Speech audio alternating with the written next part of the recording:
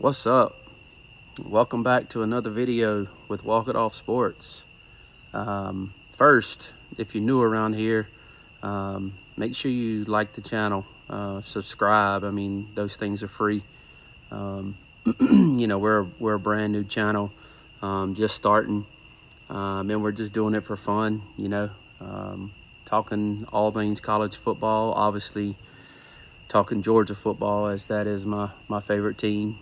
And I got a buddy of mine that's gonna be doing some videos, and we got some cool things lined up for you this football season. But hey, first and foremost, thank you to everybody who's watched the video I put out last night at the halftime rant video of the Georgia-Alabama game. So whether it was positive, whether you are trolls, it's all good. That's the fun of college football, is trash talking and that sort of thing. So hey, thank you.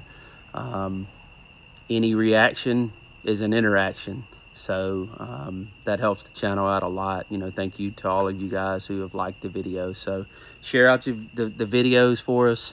We're also over on TikTok as well. So last night's video was obviously the most watched, most viewed video that we've had. But like I said, we're brand new, and we're really starting to pump out some content here. And we got a lot of cool things coming for the channel. But neither here or there. It's the day after the Georgia-Bama game, and although most Georgia fans,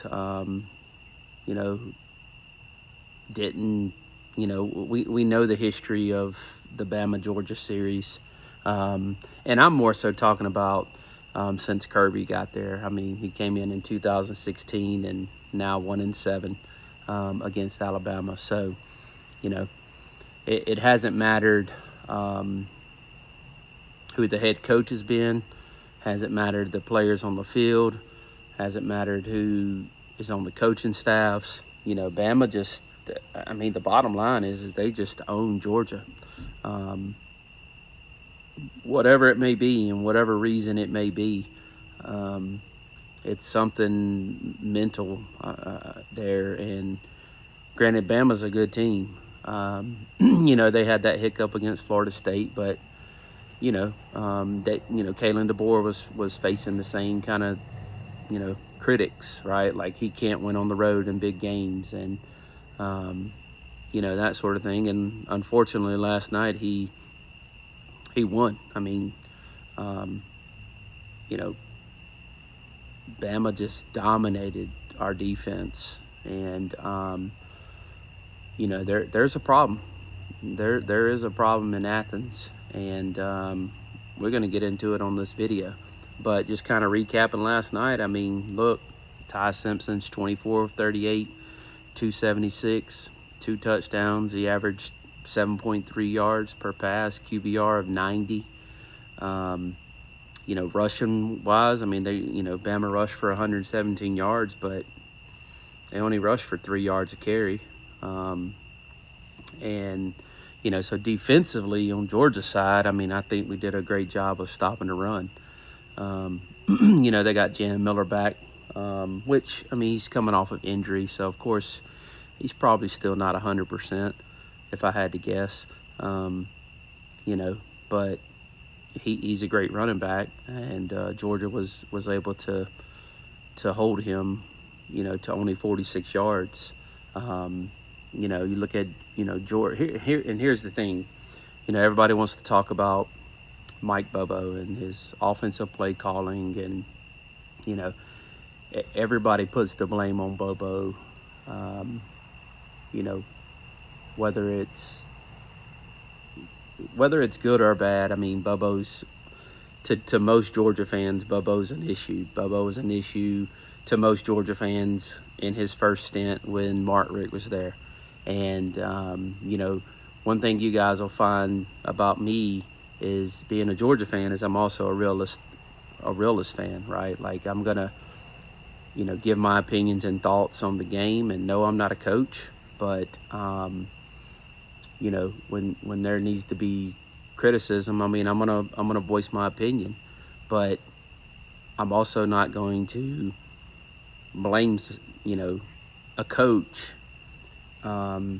when they're not the issue. I mean, Bobo averaged 35 to 38 points in his first stint at Georgia with Mark Richt. At that time, that was pretty damn good, in that era. Defensively, it was just atrocious in that era for Georgia. So, to say that, that Bobo was the problem last night it could be, that's just totally false. Bobo's first year back with Georgia in 2023, I'm pretty sure he averaged around 40 points a game, which was 5th nationally. So how does that make Bobo the issue, right? But nonetheless, I'm getting off topic here. Gunner was 13 to 20, 130 yards. He averaged 6.5 yards per throw. I mean, he had a QBR of 78.6, which, isn't terrible. I've seen a lot of comments and just in general on Twitter and things like that, like, he's throwing 130 yards. Like, you can't get a better quarterback than that. But what most people don't realize is Georgia's game plan was to run the ball. And Georgia's game plan since 2025 season started is to get back to running the ball, which is what Georgia has always been known for and been dominant in the run game. And last year, that took a significant hit. It was non-existent. So Georgia ran the ball last night for 227 yards. They averaged basically 7 yards per carry. So Gunner didn't have to go out there and throw for 300, 400 yards like he did 2 weeks ago against Tennessee, right? Like, he didn't have to do that. So I don't think that the game plan was for him to go out there, and maybe they schemed up something if we had to throw that much. But, I mean, if you watch the game and anything about football, I mean, Gunner is a true starter in the SEC, right? So he's going to make mistakes. And you can see there was earlier in the game, he could have kept the ball, ran for the first down, and yet he tried to throw it, run, got up in the pocket a little bit, threw it over the middle with 3 guys around the Georgia wide receiver, right? Like, those kinds of things are going to happen with a true starter in the SEC. No, he's not a freshman, but he's a true starter, so he's going to make mistakes, reading a defense and different things like that. I mean, Gunner wasn't the issue last night. Running the ball wasn't the issue last night. I mean, let's call a spade, right? Taylor Taylor, highly talented, 5-star on most sites wide receiver that we got to Georgia. I mean, wide open, right? Like, hits him in the hands, and he doesn't catch it. I mean, that's a touchdown right there, right? Like, at the end of the day, that is a touchdown. So we can point at that. We can point at Nate Frazier fumbling the ball, right? Which he's been known to do that. He did that several games last year. He's already done it. This is his second game this year that he's done it. So he definitely has a problem with holding on to the ball. So at the end of the day, when you have a true starter playing in the SEC with how tough the conference is, I mean, everyone around the quarterback has to play well, and that's just the bottom line. So Gunner is going to make mistakes. For me, in that game last night, it literally came down to defense and Kirby Smart's decisions. I mean, I didn't even watch the press conference afterwards because I'm honestly tired of hearing the excuses when it comes to Bama. I think that some hard decisions need to be made, and I think Kirby needs to own it, which I'm sure he does. And look, before I make this statement, I wouldn't want anybody else coaching the Georgia Bulldogs besides Kirby Smart. He has come in and he has changed that program. And look, I've seen all the years of the misery and pain as a Georgia Bulldog fan. I'm old enough to have seen everything, right? I'm old enough to have seen the Mark Rick era, and how we could never get over that hump, right? Like we would win 9-10 games, and and eventually the athletic department, they made a decision, right? And I think that's the time where we're coming in with Kirby now. Like Kirby he's got to reassess the defense. I mean, I'm not even worried about the offense. I think we have great wide receivers. I think we have electric wide receivers. Obviously, our run game is stout this year and have been running on all cylinders this year. I mean, we ran for 227 yards last night. And we saw in the Tennessee game where the run game was still pretty good, but we had to throw the ball. And Gunner was able to step up and throw the ball. So, nobody's going to always agree with any kind of, everybody's play call. I mean, I'm sure Mike Bubba could have dialed up different play calls. But at the end of the day, you look at that 4th and 1, right? If the right tackle makes that block, Cash Jones is walking in the end zone. The flip side of that is, and I did see this where Kirby said he would have went for it 10 out of 10 times. To me, that's just dumb. Like, you're down 24-21. You have an opportunity to tie the game. Bama hadn't scored any points in the second half. Zero points in the second half. And yet you don't choose to tie the game. You choose to go for it on 4th and 1. Missed assignment, offensive line, misses the block. Guess what? You don't get it, right? And then that last series we had the ball. I mean, just, a couple different terrible play calls. I mean, I think that, looking back, I think they probably shouldn't have went so much up tempo in those situations. For me, if you're going to go for it on 4th and 1, don't try to catch them off guard. You need to get everybody together. You need to say, hey, this is it. This is the ball game. And instead of trying to catch them off guard, because that up-tempo stuff's not always going to work. And sometimes it's going to catch them off guard and sometimes it's not. But there's two major issues at the University of Georgia. And although they didn't play terrible last night, they obviously missed that 4th and 1 block. But offensive line is bad. And like I said, they played pretty well last night. Michael Morris is a great guard. I mean, the whole line itself, Bo Hewley having to come in and play. I mean, it looks like maybe they're starting to gel a little bit. But, and as a whole, since Stacey Searles has been there, I mean, the offensive line has regressed every year. And, that's something that's got to be fixed. But the main issue is the Georgia defense.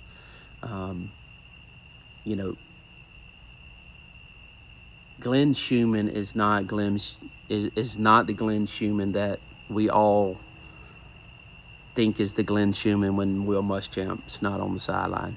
And last year the defense regressed, and guess who wasn't on the sideline with him? Will Muschamp.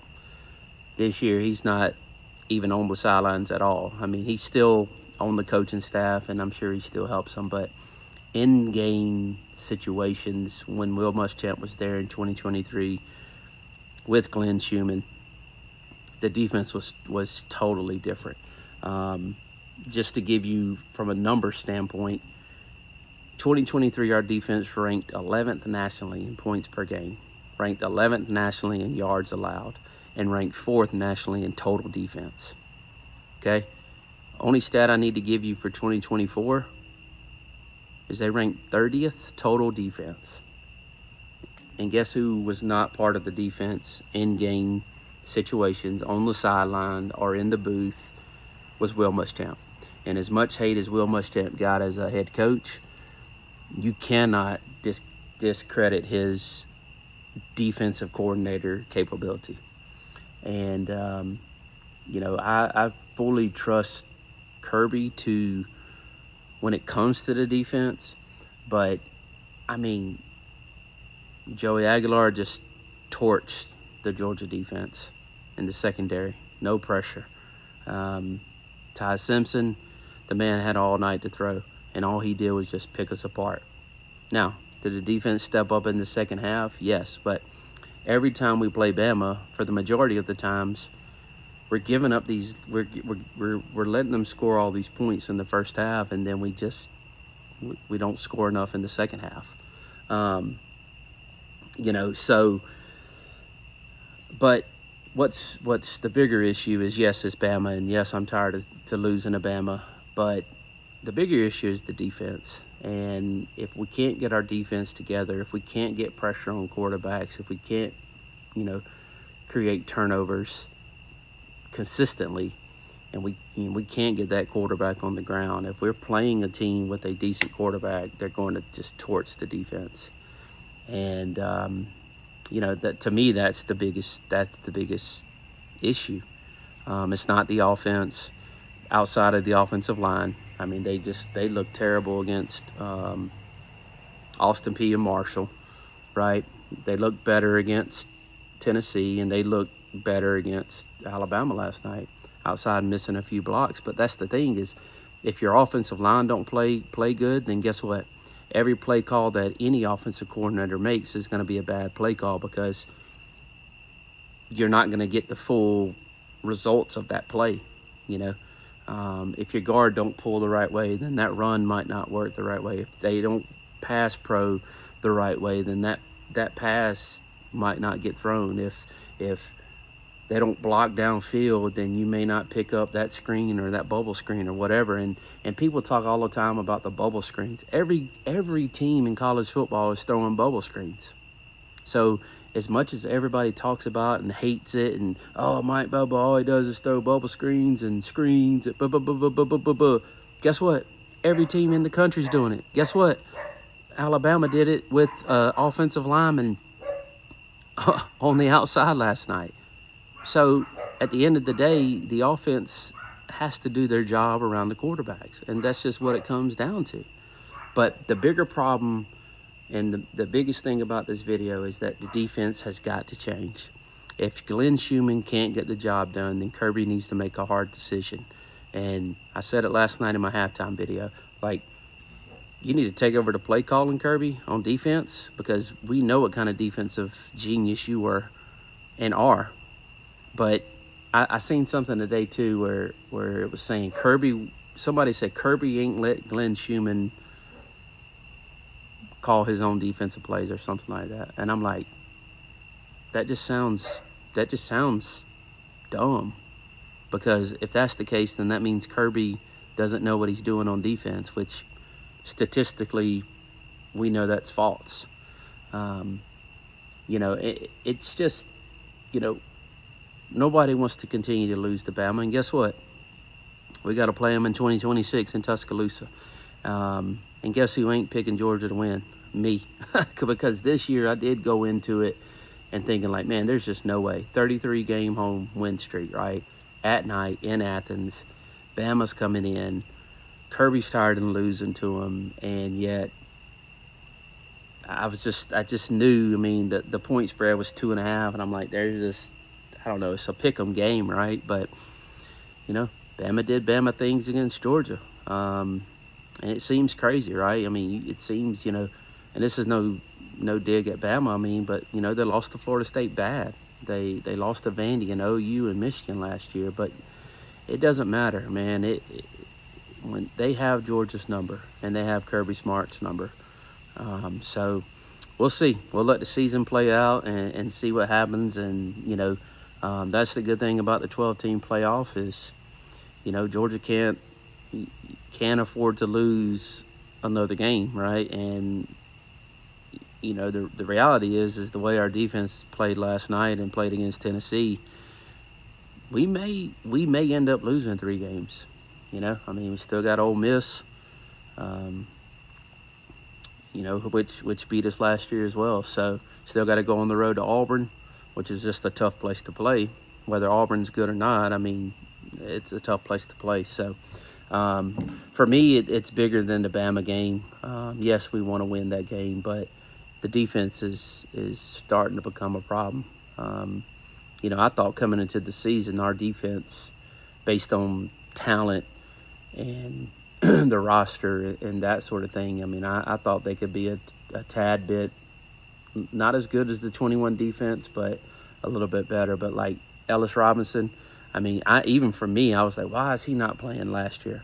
And you kind of saw it last night. I mean, he just ain't ready. I mean, and I'm not saying the defense can't, grow leaps and bounds from last night's game for the rest of the season. But right now, it's down bad. And Glenn Schumann and that defensive coaching staff have got to figure out, how do we get pressure on the quarterback? How do we scheme up a game plan to where we're getting pressure on the quarterback and we're disguising things differently to, throw the quarterback off of the opposing team. But you just can't let any quarterback, but especially a Ty Simpson, who I think he was 41 for 46 before last night's game. So over his last few games, I mean, and yes, they were against nobodies, but that doesn't matter. That's still elite level. So Ty Simpson definitely fits Kalen DeBoer's system better than Milroe did.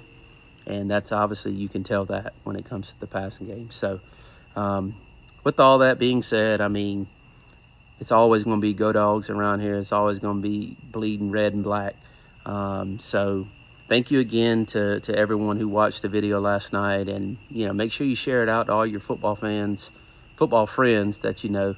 And let's continue to try to grow this channel. I'd love to see it get to 100 subscribers here in the next week or so. That'd be awesome. So just doing it for fun and just love college football and sports in general. So